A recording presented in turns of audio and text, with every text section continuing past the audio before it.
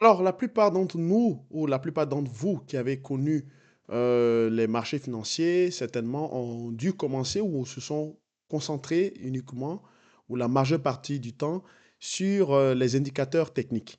D'accord? Les indicateurs techniques sont souvent présentés un peu comme une sorte de Graal, hein, d'outils miracles qui permettraient de gagner presque à coup sûr sur les marchés financiers. D'accord? Alors, au-delà de la pléthore d'indicateurs techniques, je tenais à vous rassurer, à vous dire que ce n'est pas vrai, d'accord? Et d'ailleurs, même, c'est totalement faux. Qu'on peut gagner de l'argent sur les marchés sans forcément utiliser d'indicateurs techniques. C'est totalement facultatif. Mais quand on utilise des indicateurs techniques, également, il y a une manière de s'en servir et aussi, il faudrait connaître de bons paramètres pour avoir l'information que l'on recherche. D'accord?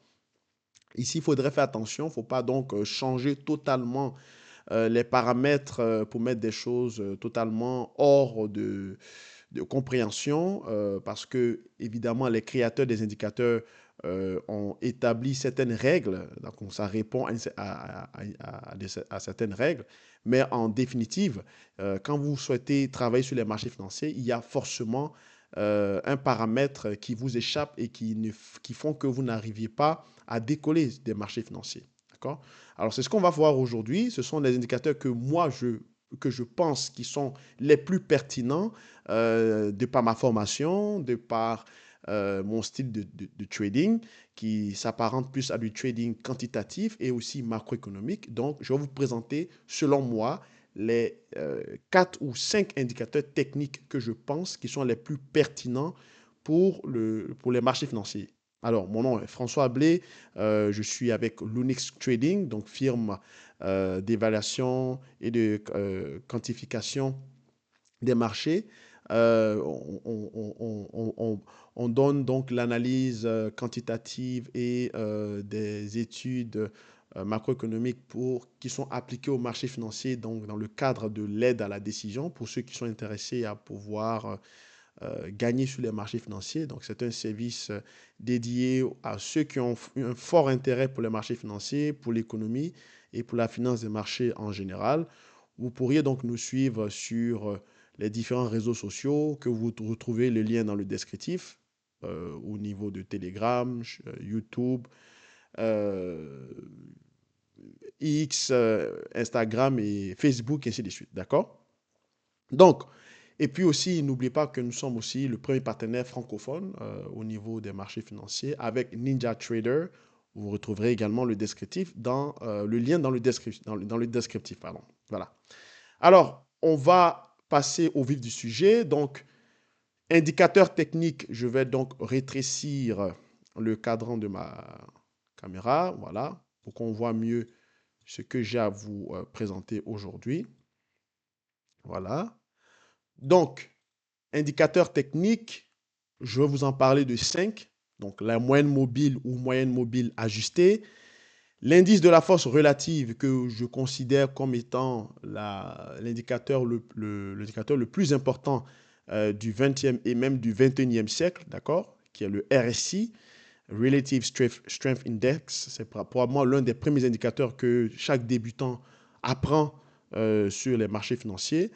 L'ATR, donc the average true range, donc qui est donc la moyenne de la vraie amplitude. La déviation standard, qui est comme un anglicisme, hein, donc de standard deviation, pardonnez-moi donc de cette traduction littérale, mais généralement c'est l'écart type, donc qui est une mesure statistique, d'accord, dont on va parler brièvement. Donc ce sont principalement des indicateurs que je pense qui sont les plus importants. Je vais vous donner un aperçu de comment est-ce qu'il faut l'interpréter pour les marchés financiers. On ne va pas voir toute la littérature ou toutes les démonstrations de ce que j'évoque. Je vais juste donc les exposer de façon rapide et simple. Et puis en dernier lieu, on va parler aussi brièvement de temps. Hein, c'est très très important, la notion de temps et de calendrier associé au marché financier. Au niveau des traders d'options, il parle souvent de θ, d'accord? Le θ qui est donc le temps estimé ou l'indicateur qui est centré sur le temps qui montre que, par exemple, la valeur d'une option peut se négocier à la hausse quand plus l'échéance est élevée. C'est-à-dire que quand on a une émission de contrat par rapport au prix d'exercice, vu que l'émission de contrat, la distance entre l'émission de contrat ou bien le temps qui va s'écouler entre l'émission de contrat et l'expiration, donc à l'échéance, plus il est grand et plus le prix d'exercice est élevé. Et lorsque on commence à tendre vers ce temps d'échéance, eh bien, la vitesse de cette érosion temporelle s'accélère et donc ça a un impact significatif sur la dépréciation de la valeur de cette option. En d'autres termes, en français facile, c'est pour dire que un actif financier qui reste sans bouger durant le temps de son émission jusqu'à l'échéance, tant qu'il n'y a pas de facteur ou de motivation ou de catalyseur pour faire monter son prix, il a tendance à être rejeté. Wow, les acteurs du marché s'en débarrassent, d'accord? Donc, ce poids cet indicateur ou ce facteur-là de temps est très important, surtout quand vous êtes un gestionnaire de portefeuille, parce que, euh, par exemple, au niveau des traders sur les bons obligataires, on va parler de la duration. Hein. La duration, c'est essentiellement le trading de Theta. Donc, on regarde simplement l'effet, par exemple, de l'inflation sur les portefeuilles obligataires. On regarde également le temps que l'inflation est censée durer. On regarde aussi le temps ou l'échéance des différents contrats à terme ou des options sur ces obligations-là et on essaie donc de juger ou de faire un arbitrage pour voir est-ce que c'est intéressant de tenir ces options ou ces actifs financiers ou bien il faut tout simplement s'en débarrasser. Pareil, comme au niveau aussi des contrats à terme, au niveau des contrats à terme, quand on commence un trimestre, comme par exemple demain, on va commencer le trimestre numéro 2, avril, mai et juin. Si on commence le trimestre et qu'on voit que, voilà, à l'échéance, par exemple, à l'émission, par exemple, le contrat vaut X plus 1 et que à l'échéance qui est dans 3 mois, il va valoir X plus 3 et au lieu plutôt de X plus 5 ou bien X plus 6, eh bien, les acteurs du marché vont juger à un certain moment s'il n'y a pas de catalyseur ou bien s'il y a un statu quo, il est préférable de se débarrasser de cet actif parce que la valeur tend à se déprécier avec le temps puisque il ne se passe pas grand-chose. Il n'y a pas de catalyseur pour stimuler le risque qu'il y a.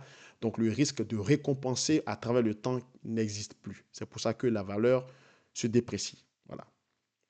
Donc, on va passer sur les marchés financiers pour voir rapidement un peu ces indicateurs-là. Donc, ces indicateurs-là, dont je dis, donc moyenne mobile ajustée, moyenne mobile simple, indice de la force relative, moyenne de la vraie amplitude, donc ATR, écart type ou déviation standard, donc pour ceux qui préfèrent, et puis le temps.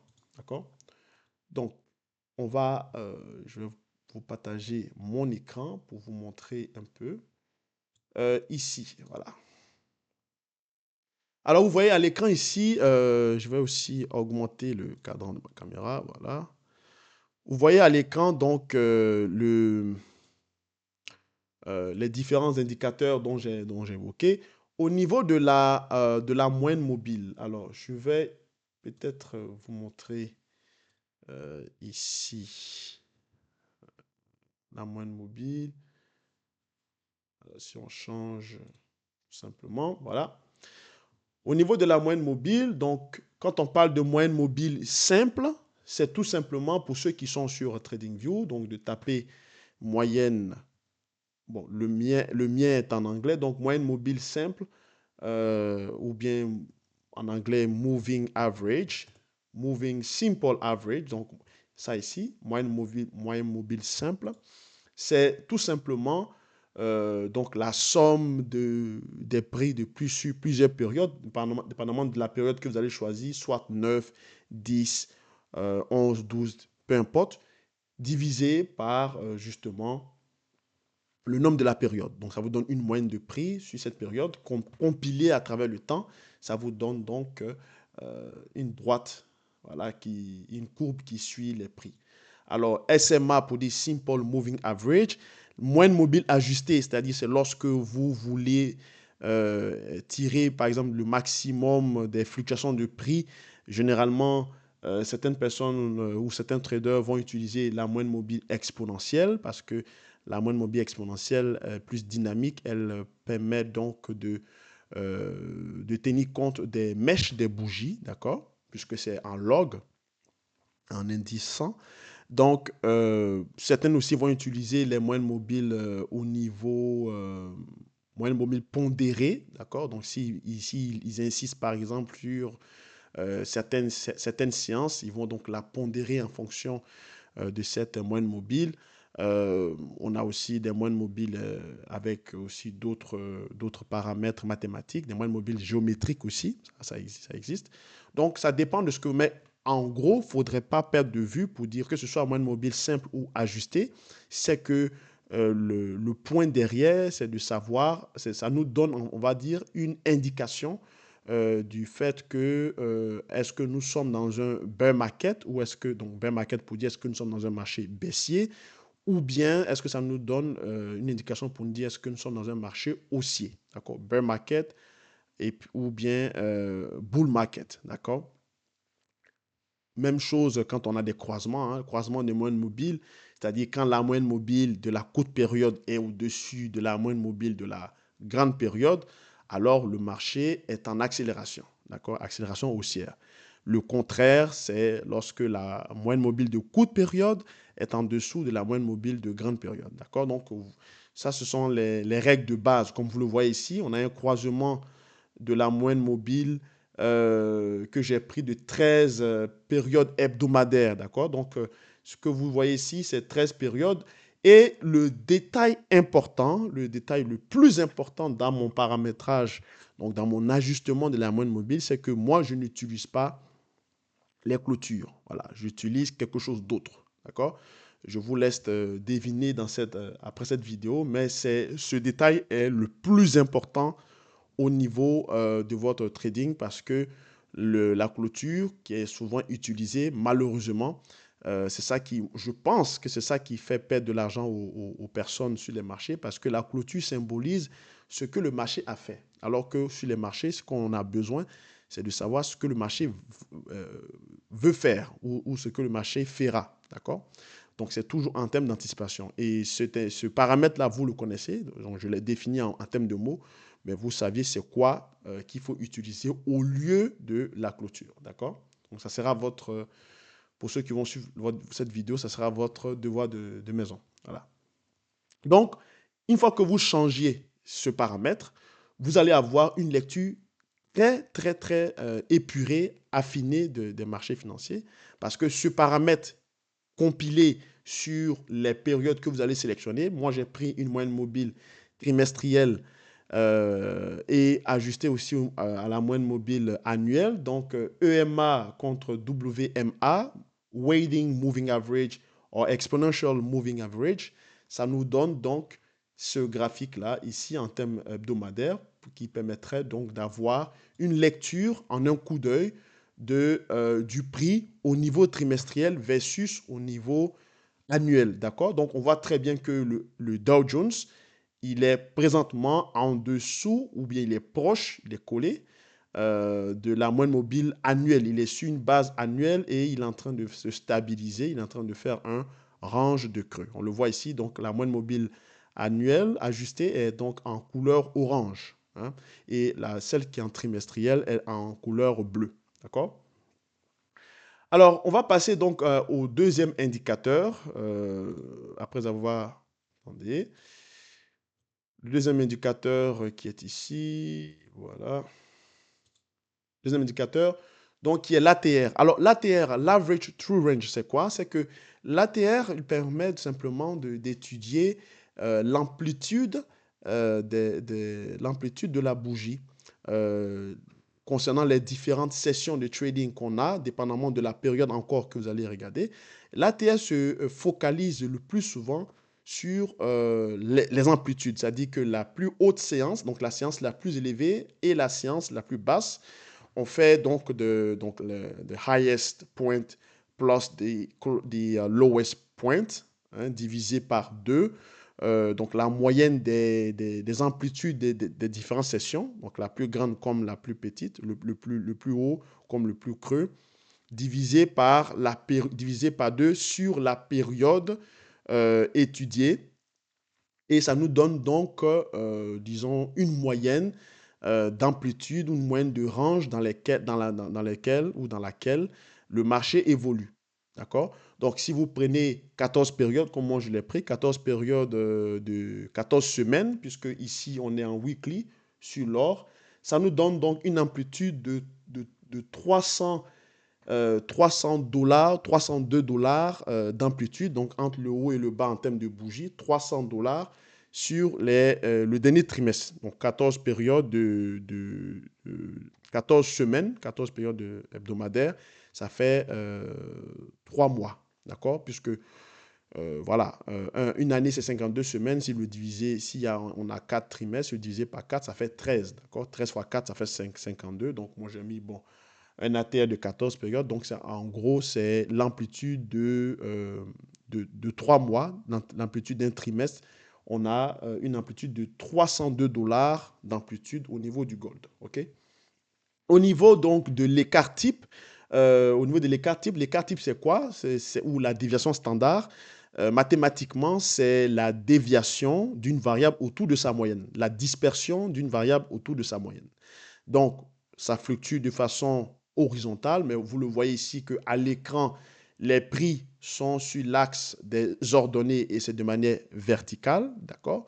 Donc, ce qui veut dire que c'est le changement tout simplement du prix par rapport à sa moyenne. Donc, on fait la moyenne des prix également sur la même période, qui est donc 14, ici j'ai pris 14 périodes, d'accord? Encore, il y a un petit détail qu'il ne faudrait pas oublier. Ne prenez pas de clôture, s'il vous plaît. Prenez l'autre, le contraire de la clôture, qui est donc l'élément le plus crucial pour faire votre trading, parce que la clôture symbolise seulement ce que le marché a fait. Voilà. On n'a pas besoin de savoir ce que le marché a fait. On a besoin de savoir ce que le marché va faire et ce que le marché veut faire dans le temps. D'accord? C'est ça qu'on a besoin. C'est ça qui donne une information cruciale au niveau de la lecture du trading. D'accord? Donc, cet indicateur-là, l'écart type permet donc vous prenez la moyenne des 14 dernières périodes, d'accord, la moyenne du prix, à laquelle vous soustrayez donc la variable du prix pour vous donner donc la déviation sur 14 périodes au niveau de l'actif en question. Donc, déviation standard ou déviation de la variable autour de sa moyenne ou dispersion de la variable autour de sa moyenne, ça donne l'écart type. Au niveau de l'or, on a donc 295 dollars. Donc, vous voyez que la déviation ou l'écart type, la déviation standard ou l'écart type est similairement proche de l'amplitude, donc de l'ATR qui est de 301 dollars, l'autre est à 295. Donc, ça veut dire que l'or quand même bouge dans des proportions, au niveau d'amplitude, au niveau du changement de prix, il bouge dans des proportions similaires, ce qui est très intéressant et très crucial. Ça symbolise simplement que lorsque si vous estimez par exemple un prix moyen sur l'or, il y a des faibles chances que vous vous trompiez parce que ce soit au niveau de l'amplitude ou que ce soit au niveau de la dispersion, on a des valeurs similaires. C'est un peu comme comparer, par exemple, comme au niveau du coefficient d'asymétrie, hein, de comparer le mode, la médiane et la moyenne, hein, les 3 M. Donc, c'est de voir un peu, c'est dans cette logique-là. Plus la moyenne ou la médiane sont éloignées, plus les variables ou les données ne sont pas fiables. D'accord? Donc, c'est un peu ça ici. Alors, au niveau du RSI, pour terminer, donc le Relative Strength Index, donc l'indice de la force relative. La force relative au niveau des acheteurs et des vendeurs. C'est un peu, ça traduit un peu la psychologie des intervenants sur les marchés. Ça veut dire que ça montre un peu qui domine le marché. D'accord? Ça montre un peu qui est au-dessus du marché. Est-ce que ce sont les acheteurs ou est-ce que ce sont les vendeurs? D'accord? Donc, c'est un rapport de force entre les acheteurs et les vendeurs. Alors, c'est un indicateur super important. Pour moi, c'est l'indicateur le plus important du 20e siècle ou du 21e siècle parce que vous avez besoin de savoir qui contrôle le marché. Dans le cadre de l'or, comme j'ai mis tout à l'heure sur l'écran, personne ne contrôle le marché parce qu'on est à 50. Donc, on est dans une zone de neutralité. Le marché on a, on a, on a vécu un long bull run, comme on le dit. Et après, on a eu une violente baisse, une baisse on a perdu quasiment 500 dollars sur l'or. On a fait un plus haut à 5300 et on a fait un creux à 4125. Ouais, c'est même au-delà de peut-être presque 1000 dollars de baisse. Et là, on tend à se stabiliser, d'accord, sur des creux. On tente de faire des creux. Donc, à ce niveau-là, ce n'est ni les acheteurs ni les vendeurs qui contrôlent le marché. C'est ce que ça veut dire au niveau du RSI de 50 périodes. Ça veut dire que sur les 14 dernières périodes, sur les 14 derniers, les 14 dernières semaines, d'accord? Donc, sur le trimestre dernier, euh, par rapport au mouvement qu'on a eu, par rapport au combat entre acheteurs et vendeurs, il n'y a personne qui contrôle le marché. C'est ce que ça veut dire. D'accord? Donc, ici encore là, le RSI, c'est l'indicateur le plus populaire, mais le plus mal compris ou mal utilisé. Encore une fois de plus, il y a vraiment une donnée que vous devez changer, un paramètre que vous devez changer. Il y a aussi dans le mode d'utilisation, c'est totalement différent par rapport de la manière dont les acteurs du marché ou de la manière dont les traders l'utilisent. C'est totalement différent de ce qui a été écrit, donc le postulat qui a été fait sur cet indicateur-là par le créateur James Wallace Wilder, qui est décédé, je crois, en mai ou juin dernier de 2021. Le manuel d'utilisation est totalement différent. Donc, le RSI est vraiment très, très, très mal utilisé et très mal compris. Chez l'Unix, on a notre propre mode d'emploi de comment utiliser le RSI parce que il ne s'agit pas simplement de suivre qui domine ou qui contrôle le marché. Il s'agit de voir qui est considéré comme le risque. Parce qu'en dominant le marché, on sait déjà qui, par exemple, si le RSI est à 70, par exemple, on sait que à 70%, ça veut dire que le marché est acheteur. Hein.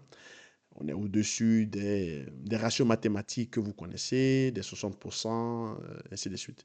Mais en choisissant le sens du marché, ça nous donne également, ça ne nous dit pas également quel est le risque. Or, c'est le risque qui nous intéresse, le risque de ceux qui contrôlent le marché. Donc, si vous êtes acheteur, votre risque direct, ce sont les vendeurs. D'accord? Donc, c'est dans cette optique-là que vous pourriez extraire l'information cruciale dont vous avez besoin, qui n'est pas déjà, qui n'est pas inclus dans le mode d'emploi initial décrit par l'auteur sur le RSI. Donc, on a notre propre modélisation, notre propre mode d'utilisation du RSI, et on trouve que la manière dont le RSI a été présenté, la manière dont il a été, disons, divulgué ou bien démocratisé, malheureusement conduit plusieurs personnes à perdre de l'argent. D'accord? Alors, je vais m'arrêter là. Donc, il s'agissait des 4 ou 5 indicateurs que je voulais vous présenter. N'hésitez pas à me poser des questions en dessous de la vidéo, à nous envoyer des messages via nos réseaux sociaux, YouTube, Telegram. Donc, à rejoindre notre Telegram, notre canal Telegram pour vous poser des questions, pour apprendre comment est-ce qu'utiliser ces indicateurs-là. Aussi, si vous avez des questions concernant le trading, n'hésitez pas à le mentionner en dessous de la vidéo. Ça m'a fait réel plaisir d'échanger avec vous sur ces questions. Et puis, n'hésitez pas aussi à jeter un coup d'œil sur nos différents réseaux sociaux pour ce qui concerne NinjaTrader parce que vous avez maintenant la possibilité d'ouvrir des comptes à marge en bas de 1000 $. Donc, pour 550 $ même, on peut ouvrir des comptes. Vous n'aurez pas assez de marge pour trader, c'est sûr, mais à partir de 500, vous pourriez déjà trader les différents contrats à terme et même certaines options qui sont disponibles sur la plateforme. Merci beaucoup, c'était François Blé. Je vous remercie de votre attention et je vous dis à plus tard pour d'autres interventions. Au revoir.